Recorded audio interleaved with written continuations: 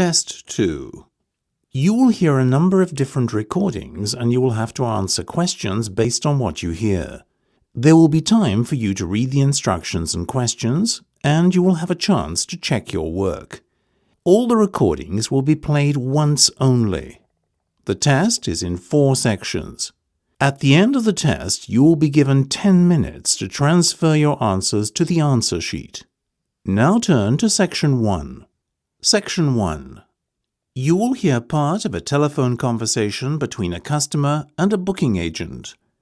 First, you have some time to look at questions 1 to 8.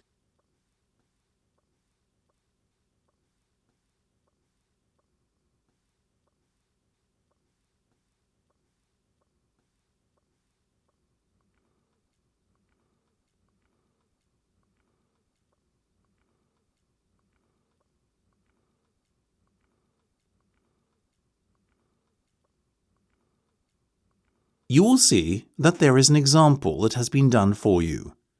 On this occasion only, the conversation relating to this will be played first. So you said you lived in Sheen, is that right? Yes, and ideally we'd like to see something close by. OK, in that case I can suggest New Malden Theatre, only a 5-minute walk from Sheen. The venue is New Malden Theatre. So you write New Malden Theatre in the space provided. You should answer the questions as you listen because you will not hear the recording a second time. Listen carefully and answer questions 1 to 8. So you said you lived in Sheen, is that right? Yes, and ideally we'd like to see something close by. OK, in that case I can suggest New Malden Theatre, only a 5-minute walk from Sheen. Perfect. What's on there at the moment? Well, there's a matinee show and an evening show. The matinee show is called Lions and Penguins, and the evening show is the renowned John Millington play Warhorse Breakfast. Oh yes, I think I've heard of that one. Might not be best for the kids though. I'll stick with Lions and Penguins, please. Great. Now, did you say there were 3 of you? Yes, right. Oh, you're in luck. There are only 3 seats left in the Royal Circle and they're all together. Nice, but won't that be expensive? Not at all. We have a special offer running. Oh, I'll take them then. So that's the Royal Circle, row 1, B, C and D. Let me just make a note of that. Got it. Now, the matinee performance starts at 2 p.m. and you should be seated about 15 minutes before the curtains open. The interval will be at 3 for 15 minutes and the play will finish at 4:15. OK, I've made a note of that. Now, tell me more about this special offer, please. Well, tickets are £45. Oh, that's good, isn't it? Per person. Oh. But we're running a deal this week where if you buy 2, you get another at no cost. Buy 2, get 1 free. Right. And that means you'll be charged £90 in total. That's not so bad. Well, thank you very much for your help. Just a moment. Before you go, please, I'm obliged to read you out the terms of purchase. Very well. OK. There is a cancellation fee which only applies if you cancel within 10 days of the performance, and that's £30.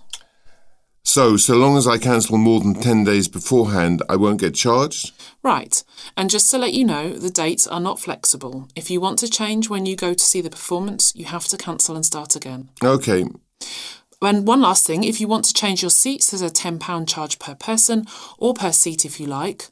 Yeah, got it. But there's also the matter of payment. Before listening to the rest of the conversation, you have some time to look at questions 9 to 10.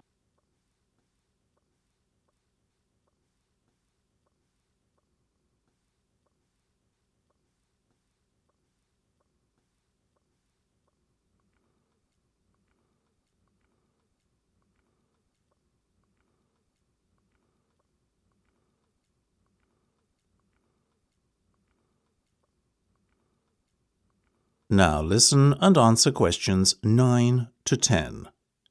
Oh, of course, sorry. I completely forgot. Will you accept a cheque? Yes, that'd be absolutely fine. You can make it out to Star Theatre Bookings. That's Star, S-T-A-R-R, Theatre Bookings. It's my surname, not the word, so don't forget 2 R's. OK, 2 R's. And just write the booking reference on the cheque to help me match the payment to your entry on our system. Of course. It's BUKTHTR14582. That's BUKTHTR14582. Great. Thanks ever so much. You're welcome. Now, I won't keep you any longer. You seem in an awful hurry. Yes, sorry about that. I am. Thank you. Bye-bye. That's the end of section 1. You have half a minute to check your answers.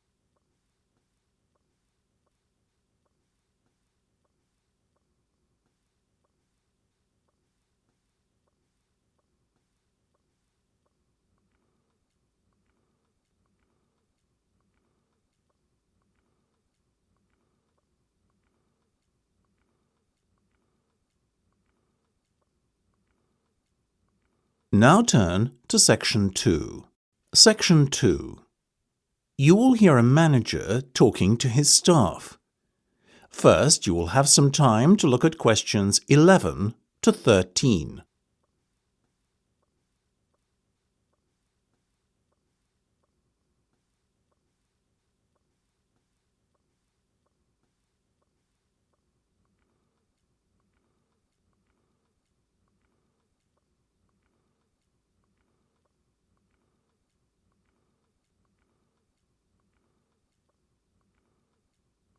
Now listen carefully and answer questions 11 to 13.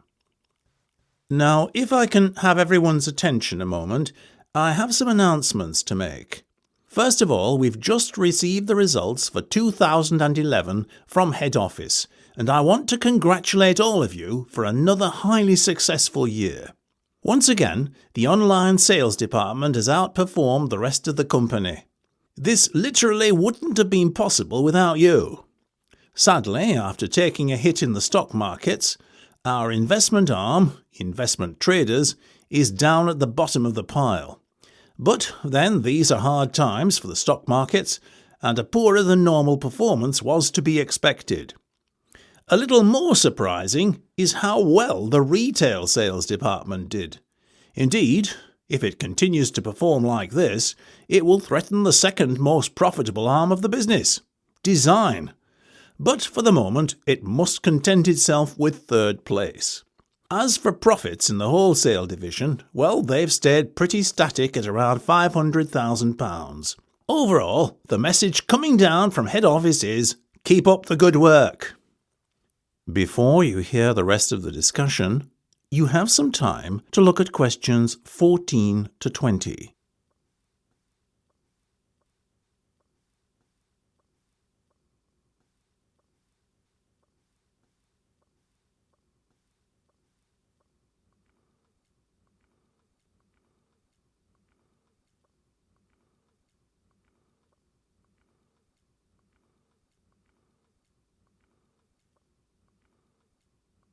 Now listen and answer questions 14 to 20. Now, I have some more important news from head office.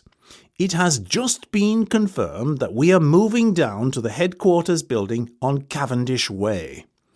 The move will take place on Monday. I'm handing you out a floor plan of our new office. Take a look at it and we'll go through it together. As you can see, it's a little different to where we are at the moment, but I'm sure it will feel like home in next to no time. Notice the fire escapes. Very important from a health and safety perspective, either side of the floor. These are only to be used in exceptional circumstances. There are 2 main entrances at either end of the floor, which staff can use on a regular basis. Now, Tina, your customer service team is going to be placed in the open plan area to the right, just behind the fire escape. There are 3 different semi-open cubicles, all allocated to your department, so divide your guys up as you wish into teams. On the other side of the floor, near the left fire escape, there is a cubicle allocated to each of the legal, human resource and sales teams. Sales, you guys will be nearest the fire escape. HR in the middle, legal at the other end, okay? Now, Frank, my assistant manager, will be behind you guys at the back in the left corner office. I'll be opposite him in the other corner office. Moving to the front of the floor now, well, starting from the front entrance, nearest to you on the plan, on the left-hand side, we've got the finance team, and above them, marketing. On the other side, we've got the research guys opposite marketing, and closest to the door, that is going to be our new conference room. So guys, all I can say to you is, try to settle in on Monday morning. Welcome to headquarters. That's the end of section 2. You have half a minute to check your answers.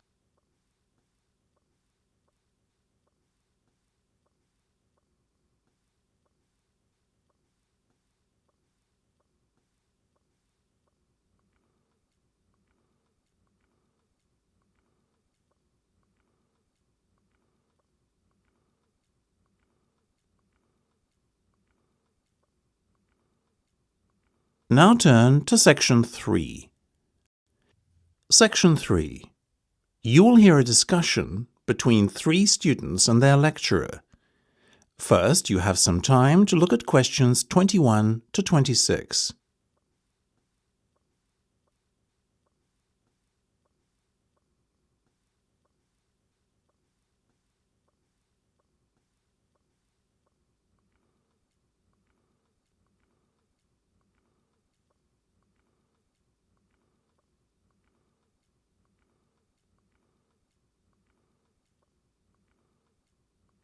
Now listen carefully and answer questions 21 to 26.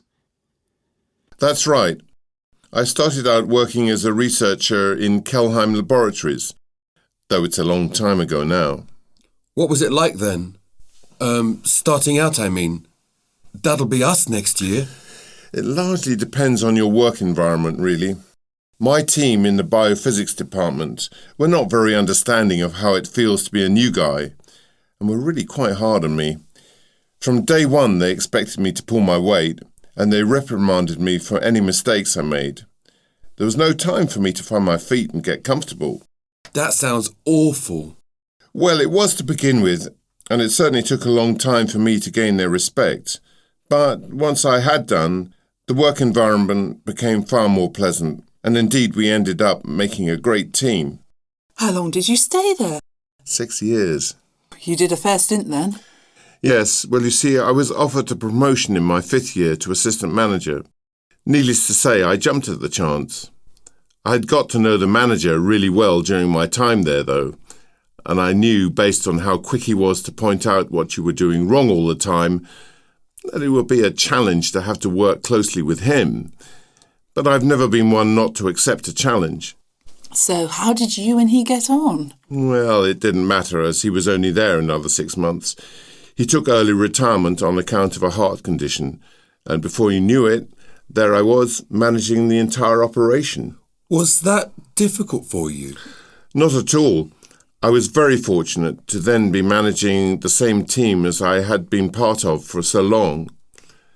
They were at ease with me and the way I did things, so the department functioned really well for a time. Only for a time? Yes, until I got into a dispute with the directors. You see, being new to management, I'd never dealt with directors or the like before, and their expectations were just not very practical. They had their head in the clouds, if you ask me. Anyway, they expected me to get instant results in our lab work. Needless to say, I wasn't prepared to rush the delicate experiments we were conducting along too quickly. I stood my ground and made it clear that I had no wish to pressure my team, and that, in my eyes, they could have as much time as they liked to find out what they were looking for. This didn't go down too well with the directors, and they got rid of me. You mean you were sacked? In a manner of speaking. Well, they told me to leave of my own accord or I would be removed. I left. And is that when you started to lecture? Yes, and I've been doing it ever since. When I first arrived, Dr. Michael Stout was still a member of staff here. You mean the programme director?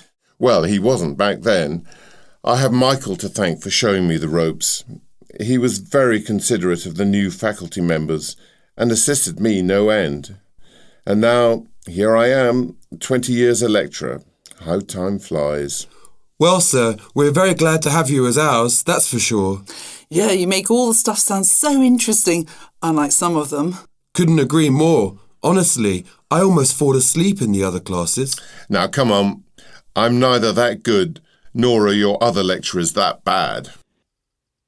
Before you hear the rest of the discussion, you have some time to look at questions 27 to 30.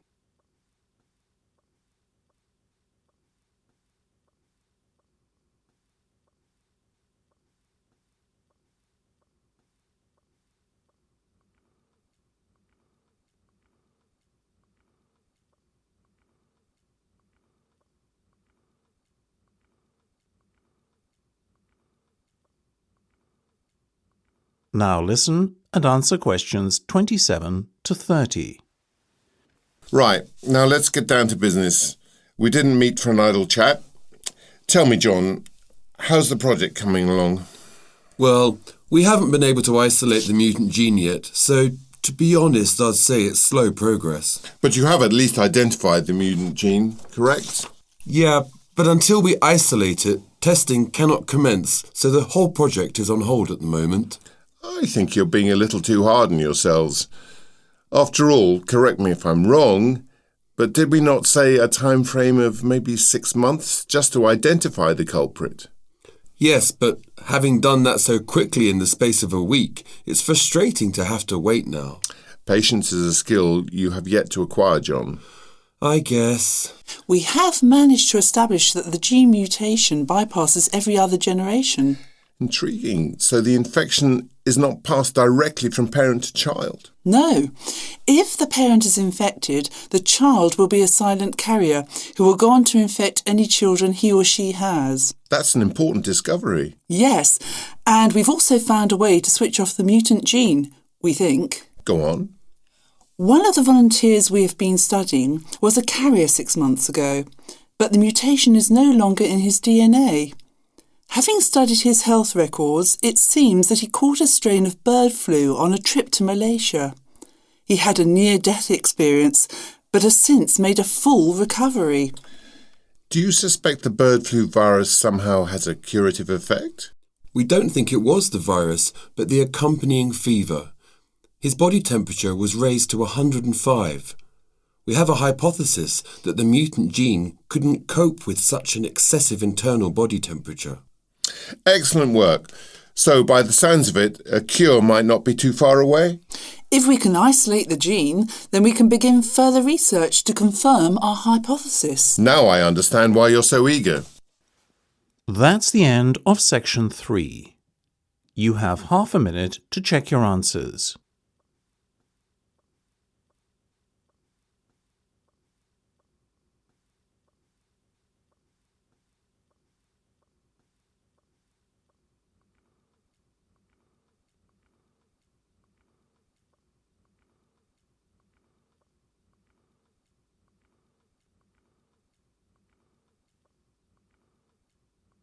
Now turn to Section 4. Section 4. You will hear part of a lecture about the process of conducting a small-scale archaeological dig. First, you have some time to look at questions 31 to 40.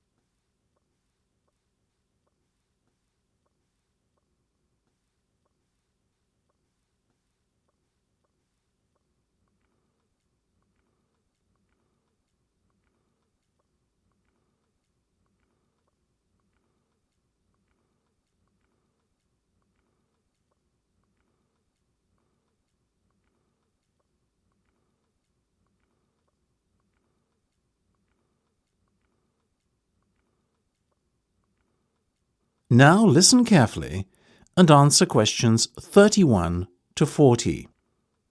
It is encouraging to see so many students here after hours to attend what is an optional lecture. I am very heartened. Thank you all for coming. Today's lecture is about bringing what you have learnt to life, or at least showing you how to bring it to life, or put it into practice. If you are truly passionate about archaeology, you will not wait until your first official dig or field trip with the university to get started. Why? Because it is so easy to do one yourself. Every weekend, each and every one of you can be going out scouting the land for potential dig sites and conducting your own amateur digs to gain what would be priceless on-site experience, which will stand to you if and when you qualify. So, my goal for today is to show you what you need to do. And it is really quite simple.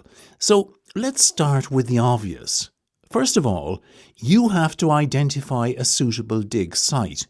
The best way to go about doing this is by surface collecting, or walking around an area looking for things out of the ordinary. Ideally, you'll look to find a midden, that is MIDDEN, an archaic term for a refuse site. Remember, dumps are a feature of modern existence.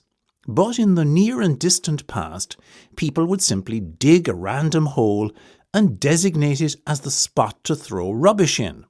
And that's your midden.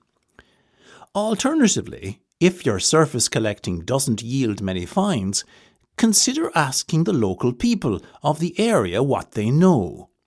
Sites are often found by word of mouth. Or if that doesn't work, use the state files. Remember, they are normally only ever open to qualified archaeologists, so you, the students of UCD, are in a very privileged position indeed to be able to access them. Now, once you have found a site with some potential and collected some surface finds, it's time to evaluate what you have collected. The objective is to identify the area of your prospective dig site, which was the most densely populated, as this will yield the best results come dig time. Clean and categorise each surface artefact you find. Separate the modern trash, the unidentifiable items, the ceramics, the bone and shell tools, etc., and then begin the process of cleaning the finds you think are important. Use plain water, as washing detergents can damage delicate pieces and cause etchings and the like to vanish. A soft brush will remove encrusted mud from any crevices quite effectively too, so please avoid scratching or picking at finds for obvious reasons.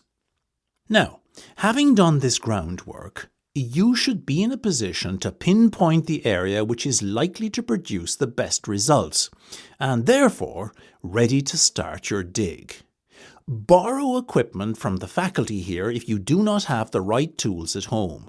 We are always happy to assist students who show an interest in conducting archaeological work in their free time. You will need a trowel, flat blade shovel, dust pans, assorted brushes, measuring tape, folding sticks, plastic bags in assorted sizes, markers, a clipboard, line level, string, stakes, gloves, and fluorescent survey tape. And most important of all, a screen. You can make a DIY box screen pretty handily. You'll need 4 planks of wood, cut to measure, either to fit together as a square or rectangular box. Make the box frame out of these using L brackets. Attach a 1/4 inch mesh frame to the base of the box using heavy-duty staples or nails. If you are going to sift by hand, then design your box to 2 foot by 4 foot dimensions. A, because it is easier to handle, and B, because it will fit neatly on your table. If you plan on fabricating a larger sifting device, then I would recommend a 6 foot by 4 foot screen. That's quite big enough. Now, with your tools in hand, it is time to start the dig proper. Firstly, you will need to dig a pit. I'd caution against the temptation to dig a very small one, say a 1 by 1. Why? Simply because you'll be getting in your own way as your dig progresses. A 2 by 3 or 3 by 4 should give you enough room to work in. Place a stake and an eye hook at each corner of the pit and pull some string or cord through each stake to keep the edges of the pit clearly defined. Let's break here for 5 minutes to... That is the end of section 4. You now have half a minute to check your answers.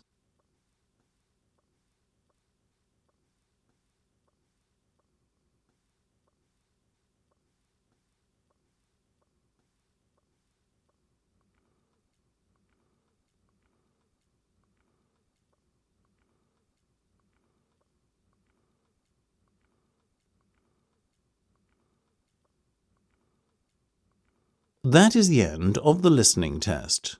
You now have 10 minutes to transfer your answer to the listening answer sheet.